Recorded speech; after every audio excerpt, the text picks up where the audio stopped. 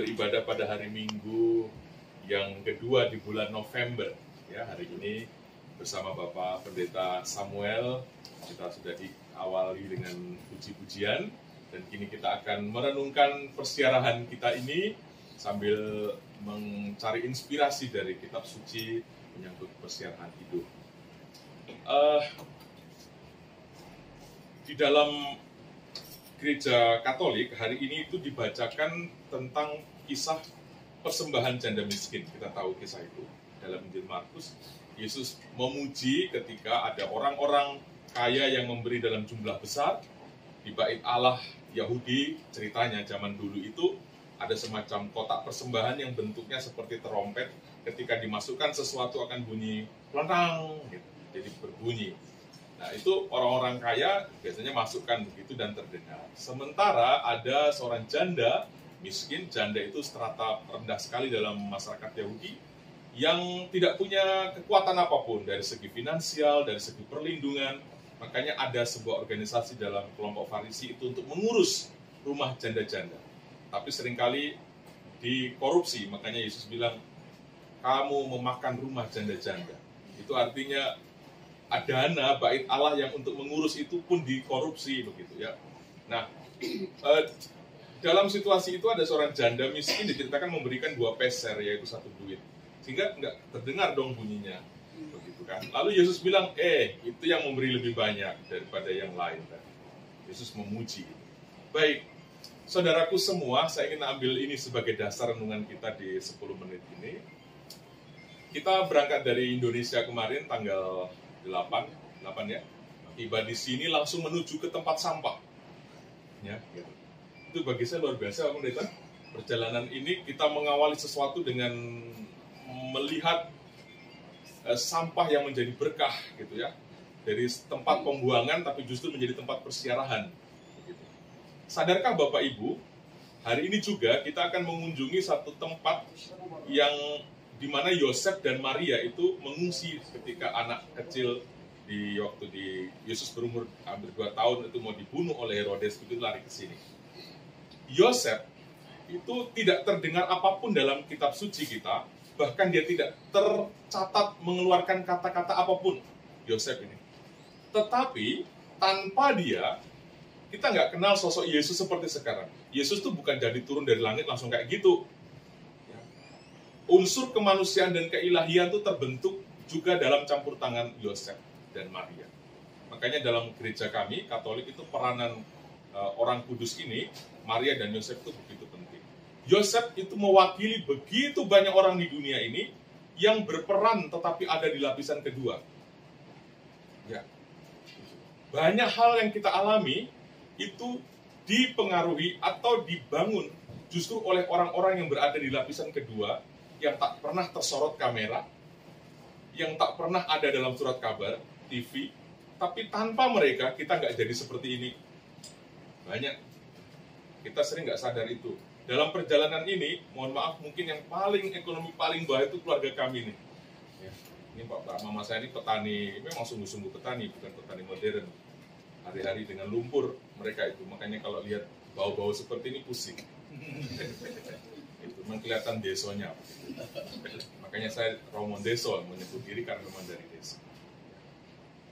Dalam cerita-cerita kita, saya kagum ada rencana nanti Holidor ke negara ini, baru pulang dari China, baru pulang dari sini. Kita orang-orang yang saya pikir cukup bersyukur harusnya. Tetapi harus kita sadari bahwa banyak hal di dunia ini berlangsung ditopang justru oleh orang-orang yang tak kelihatan. Orang-orang berada pada lapisan kedua, seperti saya katakan tadi. Tanpa mereka, kita nggak pernah ada seperti itu.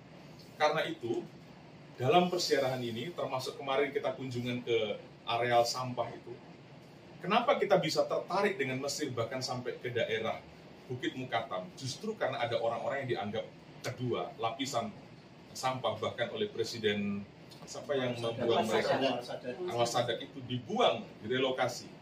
Orang-orang yang terbuang tapi justru memanggil kita untuk datang ke sini. Ya. Yang memanggil kita datang itu justru orang yang dibuang pada waktu 50 tahun lalu. Gitu. Sadarkah kita akan hal itu ya? Maka pada bagian pertama dalam ibadat kita hari ini, saya ingin mengajak, mari kita jangan menyepelekan sesama seperti apapun kondisi.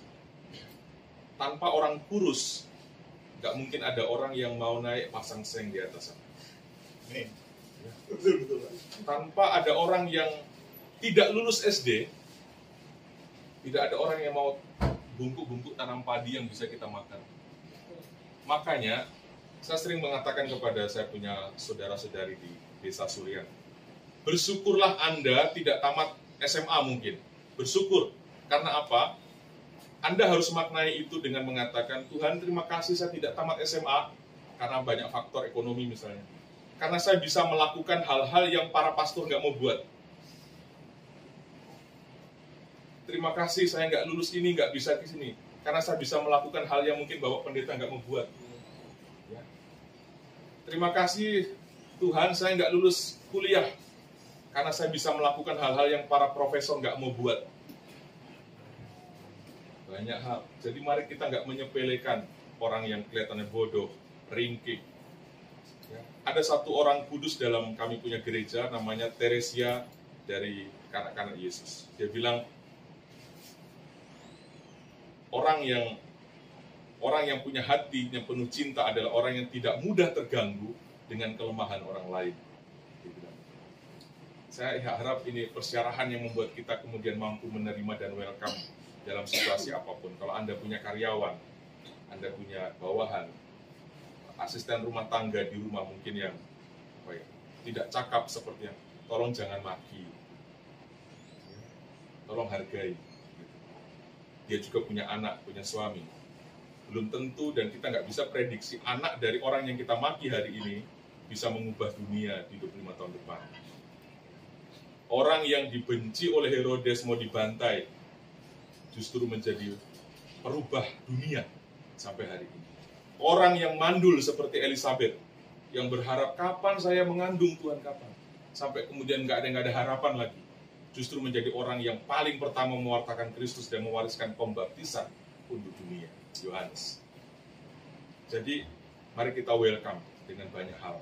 Saya mohon ini bagian pertama kunjungan yang digiring oleh Bapak Pendeta di Bukit Mukatam kemarin membawa persepsi baru dalam kita punya hidup, supaya kita tidak mudah pertama menjelekkan, merendahkan, atau apapun itu. Yang kedua, saudara-saudari yang ingin saya bagikan dalam persiapan ini adalah menyangkut, mari kemarin saya sampaikan juga ke teman-teman Katolik, bagaimana persepsi kita atas hidup dengan melihat situasi kemarin itu, untuk tidak mudah protes terhadap proses yang sedang terjadi. Tidak ada jejak dalam hidup kita yang tidak berisi kisah tentang kasih Allah. Apapun itu, orang yang punya iman, itu bukan hanya ketika hidupnya mulus-mulus semua doa terjawab. Kadang, tidak ada jawaban doa, itu juga merupakan jawaban dari doa itu. Tidak semua hal yang kita minta, itu harus disetujui dan memang Tuhan lebih tahu banyak hal, bahkan termasuk mungkin kesulitan kita, dinamika hidup kita yang rumit dan sebagainya. Tidak ada celah di mana Tuhan tidak bisa hadir dan bertindak di dalam. Ini harus kita pegang sungguh, supaya apa? Kita tidak mudah berontak dengan kita punya kelemahan. Kita tidak mudah berontak dengan kita punya kejatuhan. Kita tidak mudah lari dan mencari jalan keluar yang pintas ketika kita mengalami titik buntu dalam hidup ini. Makanya Yesus bilang, hei, cerdik-cerdiklah kau seperti ular. Tulus-tuluslah kau seperti merpati. Ular itu, dia kalau jalan buntu, dia nggak tabrak dia punya kepala di dinding. Tapi dia apa? Cari celah. Kalau punya ide tertentu tentang kebenaran dan mentok, jangan paksa sampai kemudian tertumpah ruah di situ dan kau mati. Tapi cari bagaimana upaya supaya tetap terjadi itu apa yang kau ingin suarakan. Tulus seperti merpati, di mana ada kelembutan tapi tidak mudah diperdaya. Bergaulah dengan semua orang, tetapi jangan mudah dipegang. Jangan mudah dikendalikan. Yesus ingin seperti itu. Jangan jadi permisif, mengiyakan semua hal, lalu kemudian kita menjadi tidak jelas mana kebenaran dan mana kepentingan.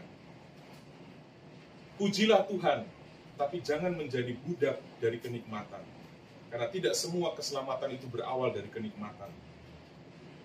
Beriman, tidak semua hal berat sesuai dengan kita punya harapan. Karena kepentingan Allah seringkali tidak selalu harus seirama dengan kita punya kemauan. Maka saudaraku semua, selamat dalam persiaran ini hari kedua. Ya, kita masih akan membentang banyak waktu ke sana. Bagi yang pertama datang, bersyukurlah kita dibawa Bapak Pendeta di Mesir pertama. Karena apa? Lelah kita di sini akan sangat terbayar nanti. Benar ya? Kalau ini yang terakhir, rusak. Maksudnya apa yang kita dapat keindahan diri Palestina di Israel ya, di Yordania. Ketika sampai sini, aduh, saya kemarin tuh tahun 2022 rutenya terbalik ya, seperti yang terakhir. Jujur menyesal menyesal. Karena kita sudah kudus-kudus di sana, sampai sini tarian perut. Habis sih. Ini nggak terlalu seksi kemarin, yang waktu saya tuh memang betul-betul ya. Memang nggak pakai, cuma pakai BH itu dengan ini kecil. Jadi memang puas ya. Begitu. Nah, mari kita tetap jaga kesehatan, kita jaga keakraban kita, saling menopang, saling mendukung. Karena banyak permenungan, banyak akan kita dapat di sana ke depan ya. Saudara-saudaraku, tetaplah teguh dalam iman, jangan tukar apapun Kristus. Amin. Katanya kita keluarga Allah.